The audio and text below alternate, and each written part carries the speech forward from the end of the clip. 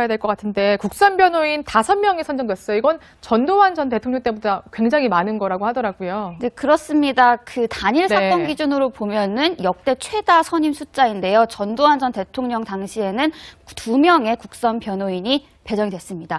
하지만 그렇다 하더라도 재판을 이어나가려면 만만치 않을 전망입니다. 왜냐하면 사건 기록만 12만 쪽이 넘는데요. 계산해봤더니 한 달간 본다고 해도 한 사람당 하루에 800페이지 이상을 꼬박 봐야 되는 셈입니다. 또 이미 재판을 80번 넘게 했기 때문에 그간에 어떤 일이 일어났었는지 또 파악을 해야 됩니다. 네. 법원을 출입하는 신아람 기자는 알 것 같은데 혹시 변호인이 누군지 아십니까? 네, 일단은 어제 법원이 국선 변호인 5명을 선정을 하면서 이들의 인적 사항은 재판 시작 전까지 공개를 절대 하지 않겠다고 했습니다. 왜냐하면 또 과도한 신상 털기나 혹시 모를 불필요한 오해가 생길까 봐 우려된다고 한 건데요. 일단 이들의 법조 경력은 6년 차에서 31년 차로 매우 다양한 걸로 알고 있는데 지금 중단돼 있는 박 전 대통령 재판이 다시 시작되면 그때 공개될 예정입니다. 그렇군요. 네, 궁금한 게 어쨌든 신아람 기자가 법원 출입하고 있고 박 전 대통령 재판을 취재하고 있고 근데 법원 출입하다 보면 오며 가면서 담당하고 있는 형사 합의 22부죠. 판사들이 좀 만나게 되잖아요. 별다른 얘기 들은 거 없나요?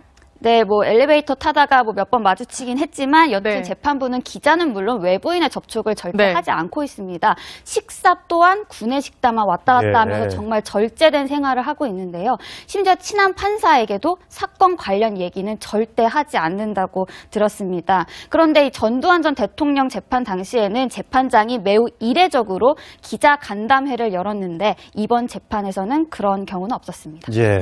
어쨌든 재판부가 국선 변호인을 5명이나 선정을 해줬지만 박근혜 전 대통령이 그 접견을 거부한다거나 나 필요 없다. 이렇게 되면 우리 걸석 재판이라고 하나요? 재판 변호사들만 나와서 재판을 받는 이렇게 재판이 진행될 수도 있습니까? 예, 일단 박 전 대통령이 재판을 거부할 가능성이 굉장히 높습니다. 또 국선 변호인 접견조차 하지 않을 가능성이 높은데요. 제가 최근에 사임한 변호인단 7명 중 여러 명한테 컨택을 했었는데 그중 한 분이 박 전 대통령에게 유죄가 나오든 무죄가 나오든 의미가 없다. 재판에 나오지 않을 가능성이 높다고 이렇게 말했습니다. 근데 또 걸석 재판 요건이 다양하지만 만약에 박 전 대통령이 구인장에 나와도 출석을 계속 거부하면서 그런 재판 요건을 갖춰지게 되면 국선 변호인만 나온 상태에서 재판을 할 수 있을 것으로 보입니다. 하지만 이 경우에 박 전 대통령 스스로 방어권을 포기한 거라 불리한 상태가 되게 됩니다. 네, 알겠습니다. 6년 차에서 31년 차로 매우 다양한 걸로 알고 있는데 지금 중단돼 있는 박 전 대통령 재판이 다시 시작되면 그때 공개될 예정입니다. 그렇군요. 네, 궁금한 게 어쨌든 신아람 기자가 법원 출입하고 있고 박 전 대통령 재판을 취재하고 있고 근데 법원 출입하다 보면 오며 가면서 담당하고 있는 형사 합의 22부죠. 판사들이 좀 만나게 되잖아요. 별다른 얘기 들은 거 없나요? 네, 엘리베이터 타다가 몇 번 마주치긴 했지만 여튼 재판부는 기자는 물론 외부인의 접촉을 절대 하지 않고 해야 될 것 같은데 국선 변호인 5명이 선정됐어요. 이건 전두환 전 대통령 때보다 굉장히 많은 거라고 하더라고요. 네, 그렇습니다.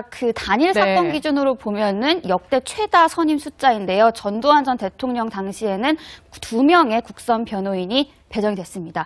하지만 그렇다 하더라도 재판을 이어나가려면 만만치 않을 전망입니다. 왜냐하면 사건 기록만 12만 쪽이 넘는데요. 계산해봤더니 한 달간 본다고 해도 한 사람당 하루에 800페이지 이상을 꼬박 봐야 되는 셈입니다. 또 이미 재판을 80번 넘게 했기 때문에 그간에 어떤 일이 일어났었는지 또 파악을 해야 됩니다. 법원을 출입하는 신아람 기자는 알 것 같은데 혹시 변호인이 누군지 아십니까? 네, 일단은 어제 법원이 국선 변호인 5명을 선정을 하면서 이들의 인적 사항은 재판 시작 전까지 공개를 절대 하지 않겠다고 했습니다. 왜냐하면 또 과도한 신상 털기나 혹시 모를 불필요한 오해가 생길까 봐 우려된다고 한 건데요. 일단 이들의 법조 경력은 융고 있습니다. 식사 또한 구내식당만 왔다 갔다 하면서 정말 절제된 생활을 하고 있는데요. 심지어 친한 판사에게도 사건 관련 얘기는 절대 하지 않는다고 들었습니다. 그런데 이 전두환 전 대통령 재판 당시에는 재판장이 매우 이례적으로 기자 간담회를 열었는데 이번 재판에서는 그런 경우는 없었습니다. 어쨌든 재판부가 국선 변호인을 5명이나 선정을 해줬지만 박근혜 전 대통령이 그 접견을 거부한다거나 나 필요 없다. 이렇게 되면 우리 뭐 걸석 재판이라고 하나요? 그러니까 재판 그 변호사들만 나와서 재판을 받는 이렇게 재판이 진행될 수도 있습니까?